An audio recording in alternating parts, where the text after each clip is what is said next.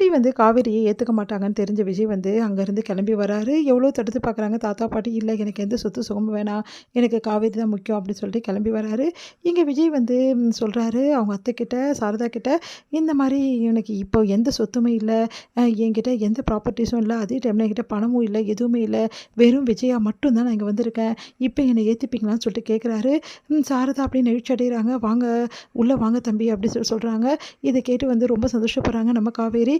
அடுத்து வந்து விஜய் வந்து இந்த மாதிரி முடிவெடுத்ததை கேட்டு எல்லாருமே அதிர்ச்சி அடைகிறாங்க. வீட்டில் எல்லாருமே என்ன விஜய், தாத்தா பாட்டி மனசு கஷ்டப்படாத, ஏன் இப்படி பண்ணீங்க அப்படின்னு சொல்லிட்டு குமரன் கேட்குறாரு. எனக்கு வேறு வழி தெரியல பிரதர், வழி தெரிஞ்சால் நான் வந்து பண்ண மாட்டேனா, எனக்கு காவேரி தான் ரொம்ப முக்கியம், காவேரி ஏற்றுக்காத வீடு எனக்கு தேவையில்லை, நான் முடிவு பண்ணிட்டேன், என் குழந்தை கூட என் காவேரி கூட சந்தோஷமாக இருக்கணும்னு நான் நினைக்கிறேன், கஷ்டப்பட்டாலும் என் காவேரி கூட தான் இருக்கணும்னு தான் நான் நினைக்கிறேன் அப்படின்னோடனே அப்படியே காவேரி தன்னை அறியாமல் அப்படி விஜயை பார்த்துட்ருக்காங்க. சரி, இங்கே வந்து ரொம்ப சின்ன வீடு இல்லையா, அதனால் அந்த ரூம்லேயே நான் இருந்தேன், பரவாயில்ல தம்பி நீங்கள் இங்கேயே இருங்க அப்படின்னு சொல்லிட்டு சொல்கிறாங்க சாரதா. பரவாயில்ல, இந்த ஒன்றும் பிரச்சனை இல்லை, நான் அந்த ரூமில் இருக்கேன், காவேரி நம்ம 2 பேரும் அந்த ரூமில் இருக்கலாம் அப்படின்னோடனே சரிங்க அப்படின்றாங்க. பாவம் இந்த தம்பி எப்படி வாழ்ந்த தம்பி, இன்றைக்கி பாரு காவேரிக்காக எல்லாத்தையும் தூக்கி போட்டு வந்துட்டாரு, இவரை மாதிரி ஒருத்தர் கிடைக்க காவேரி கொடுத்து வச்சுருக்கணும் அப்படின்னோடனே காவேரி நெகிழ்ச்சி அடைகிறாங்க. அடுத்து காவேரி வந்து ரூமுக்கு போகிறாங்க. அப்போ விஜய் எல்லாத்தையும் ஏற்ற காவேரி, இந்த மாதிரி நம்ம 2 பேரும் வந்து தனியாக இருக்கணும்னு நினச்சோம், ஆனால் என் வீட்டில் இருக்கணும்னு நினச்சோம், இங்கே இருக்கணும்னு நம்ம நினச்சி கூட பார்க்கல அப்படின்றாங்க. என்னங்க உங்களுக்கு ரொம்ப கஷ்டமாக இருக்கா தாத்தா பாட்டி பிரிஞ்சு வந்தது அப்படி சொல்லிட்டு கேட்குறாங்க.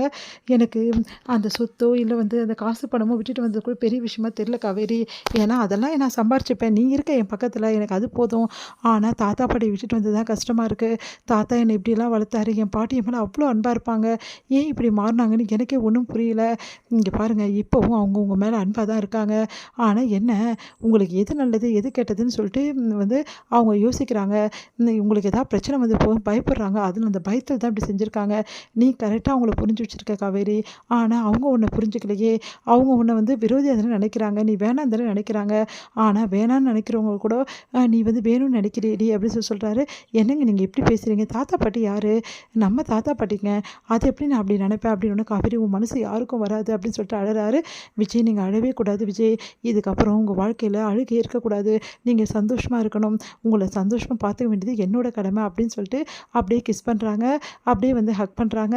உடனே விஜயும் வந்து அப்படியே கட்டி பிடிச்சிட்டு காவேரியை மனசு வந்து நிம்மதி அடைகிறாரு.